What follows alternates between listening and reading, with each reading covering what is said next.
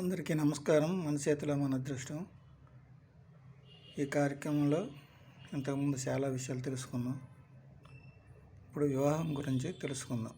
అరచేతిలో వివాహ రేఖలు ఎక్కడ ఉంటాయి, ఎలాగుంటాయి, ఒకవేళ ఉన్నాయా లేవా? వివాహం చాలామందికి కొంతమందికి చాలా లేటుగా జరుగుతుంటుంది, కొంతమందికి జరగదు కూడా. అలాంటి పరిస్థితులు వస్తుంది. అందుకే మన అరచేతి చూసుకుంటే అందులో వివాహ రేఖలు ఉన్నాయా లేవా అవి చూసుకుంటే సరిపోతుంది. అది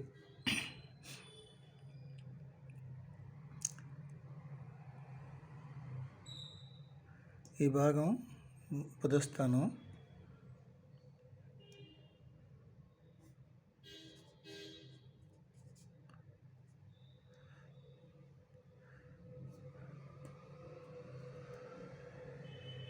ఈ చేతి వెలుపల నుంచి ఒక గీత ఉంటుందండి, అది వివాహ రేఖ. ఆ విధంగా ఉన్నట్టుకుంటే వివాహం కంపల్సరీ ఇన్ టైంలో, అంటే 28, 25 ఈలోపు వివాహం జరుగుతుంది, కంపల్సరీ జరుగుతుంది. 1, 2 ఉంటాయండి, ఈ విధంగా ఉంటాయి. ఒకటి దాని లెక్కల్లో తీసుకోవసరం లేదు. ఎక్కడో కానీ మన దగ్గర జరగవు 1, 2 వివాహాలు. అంటే తప్పనిసరి పరిస్థితులు అయితే కానీ జరగవు. ఇదే రేఖ ఈ దగ్గరలో ఉంటుంది. హృదయరేఖ, ఇది ఉదయరేఖ దగ్గరలో కొంతమందికి ఉంటుంది. అప్పుడు వివాహం చాలా దగ్గరలో జరుగుతుంది, అలాగే దగ్గర సంబంధం కూడా అవుతుంది. చూసుకోండి, అంత దగ్గరలో ఉండాలి. ఇవి కూడా రకరకాలుగా ఉంటాయి. ఇక్కడ ఉంటుంది, సిరకలేని దగ్గరలో అలాగ ఉంటుంది ఒకటి. అది చాలా దూరంలో వివాహం జరుగుతుంది.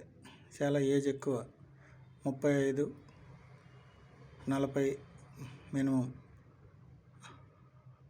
ఆ ఏజ్లో వివాహం జరగడానికి అవకాశాలు ఉన్నాయి. ఆ విధంగా ఉంటాయి. ఇదే రేఖ అటు కొంచెం వెళ్ళిందండి, చిలకలేని భాగంకి వెళ్ళినట్టు ఉంటే ఇంకా వెళ్తుంది. కొంతమందికి ఇలాగున్నట్టుగా ఉంటే వివాహం జరగదండి. సహజంగా ఎంత ప్రయత్నం చేసినా జరగదు.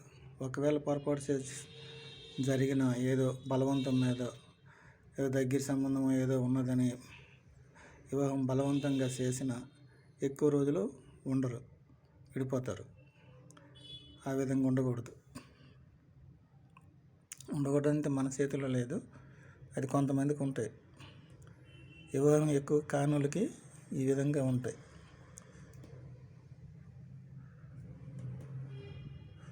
కొంతమందికి కాదు, అందరికీ.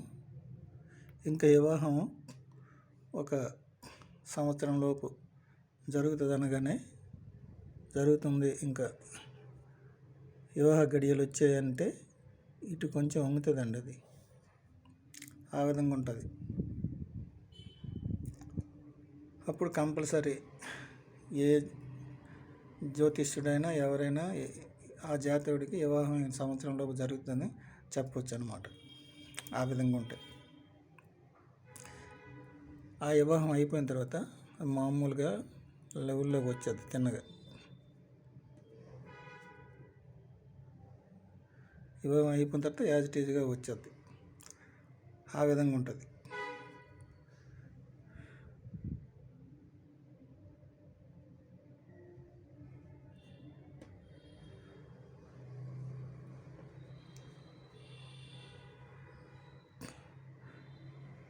ఒకటి 2 గీతలు ఉంటాయండి. తప్పనిసరి పరిస్థితుల్లో 2వ వివాహం జరగవచ్చు. ఆ విధంగా ఉంటే ఇక్కడ కూడా ఉంటుంది వివాహ రేఖలు. కానీ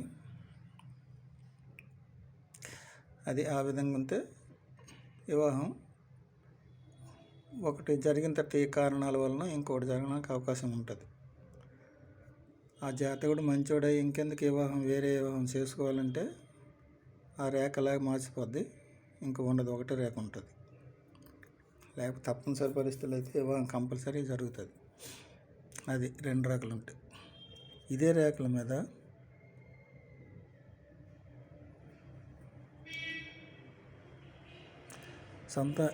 అడ్డు రేఖలు ఉంటాయండి. అవి వివాహానికి ఆటంకం రేఖలు కావు, సంతాన రేఖలు 1, 2, 3 అన్నీ ఉంటాయి. కానీ ఇప్పుడు అంతవరకు ఎవరు ఉండడం లేదు కదా, ఆపరేషన్లు చేసుకుంటారు. ఒక మగపిల్లడు పుడితే ఆపరేషన్ చేసేస్తారు, లేదా ఒక ఆడపిల్ల పుట్టినట్టుగా ఇంకో మగపిల్లడి కోసం చూస్తారు. 1, 2 తప్పించి ఇంకా ఎవరు ఎక్కువ పిల్లలు కనే ఈ రోజుల్లో లేరు. అంతకుముందు పూర్వం రోజుల్లో ఉండేవాళ్ళు 10 మంది, 90, 80, 5, మినిమం 5 తక్కువ లేకుండా ఉండేవాళ్ళు పూర్వం రోజుల్లో. కానీ ఇప్పుడు ఆ పరిస్థితి లేదు. ఒకళ్ళని పోషించడమే కష్టం అవుతుంది. అలాంటప్పుడు ఎన్ని గీతలు ఉంటే ఏం లాభం, 1, 2 అంతే. అందుకే వేసాను, లేకపోతే ఇంకా 3, 4 ఉంటుంటాయి. కానీ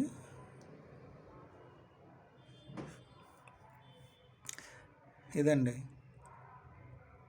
ఈ విధంగా రేఖ ఒకవేళ లేకపోయినట్టుగా ఉంటే వివాహం జరగదు, ప్రయత్నం చేయవసరం లేదు. ఈ వివాహ రేఖ లేనప్పుడు ఇక్కడ అసలు వివాహం గురించి, పెళ్లి గురించి ఆలోచించవసరం లేదు. ఆ జాతకుడికి వివాహం ఎట్టి పరిస్థితుల్లో జరగదు. ఒకవేళ జరిగినా ఎన్ని రోజులు ఉండరు, విడిపోతుంటారు. చేతిలో రేఖలు ఉండాలండి కంపల్సరీ, లేకపోతే జరగదు. ఇంకొకటి వివాహం గురించి, ఇది హస్త సాముద్రికలో ఈ విధంగా ఉంటుంది. అలాగే జ్యోతిష్యపరంగా ఇంకొక విధంగా కూడా ఉంటాయి వివాహాలు జరగకపోవడానికి కారణాలు.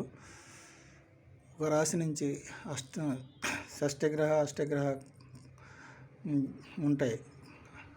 అవి ఒక రాశి, సపోజు మేషరాశి తీసుకోండి, మేషరాశి నుంచి 6వ రాశి లెక్కెట్టుకోండి. మేషము, వృషభము, మిథునము, కర్కాటకం, ఇలాగ 6వ రాశి అక్కడి నుంచి లెక్కెడితే 6వ రాశి వాళ్ళు, మేషరాశి వాళ్ళకి వివాహం చేసుకోకూడదు. ఈ రేఖలు ఇక్కడ ఉన్నా అలాంటి రాశిని బట్టి చూసుకుంటే అలా చేసుకోకూడదు. అలాగే మేషరాశిని బట్టి 8వ రాశి కూడా చేసుకోకూడదు. మిగతా రాశుల్లో ఏదైనా పర్వాలేదు. మేషరాశి వాళ్ళని చేసుకోవచ్చు, వృషభ రాశి వాళ్ళు వృషభ రాశి వాళ్ళని చేసుకోవచ్చు, లేదా మిథున రాశి వాళ్ళు మిథున రాశిని ఒక పాదం తప్పించి 1వ పాదం, 2వ పాదం, 3వ పాదాలు ఉంటాయి కదా, ఒక పాదం యాజిటీజ్గా ఒక పాదం కాకుండా వేరే పాదాలు ఉన్నప్పుడు చేసుకోవచ్చు. కానీ రాశులు మట్టుగా ఒక రాశి నుంచి ఏ రాశి అయినాను, మీనరాశి తీసుకుంటే లాస్ట్ రాశి అది 12వ రాశి. 12వ రాశి నుంచి మళ్ళీ మొదటిగా మేషరాశి వచ్చి మేషం, వృషభం, మిథునం, ఆ విధంగా 6 రాశులు లెక్కెట్టి 6వ రాశి వివాహం చేసుకోకూడదు. అది చూసుకోవాలి ఫస్ట్. చేతిలో రేఖలున్నా అది కూడా జాతకం ప్రకారం, ఆ జ్యోతిష ప్రకారం అది చూడాలి. చూసినప్పుడు అవి చూసి చేసుకున్నట్టుగా ఉంటే జీవితంలో ఎటువంటి ఆటంకాలు రావు. ఒకరు తప్పించి ఒకరు ఏదైనా కష్టం వచ్చినా సుఖం వచ్చినా సర్దుకుపోతుంటారు. కానీ ఆ రాశుల్లో వివాహం చేస్తే కంపల్సరీ ఇడిపోవడం జరుగుతుంది, లేదా ఏదో ఒక ఆటంకాలు, ప్రమాదాలు, ఎవరో ఒకరు అందులో చనిపోవడం కానీ ఏదో ఒకటి ఇట్లా ఉంటుంటాయి. ఆ రాశుల్లో ఎట్టి పరిస్థితుల్లో చేసుకోకూడదు. అదండి, వివాహ రేఖలు ఈ విధంగా ఉంటాయి. చూసుకోండి, చూసుకుంటే దాని మీద ప్రయత్నం చేసుకుంటే సరిపోద్ది. అందరికీ నమస్కారం, ఉంటాను.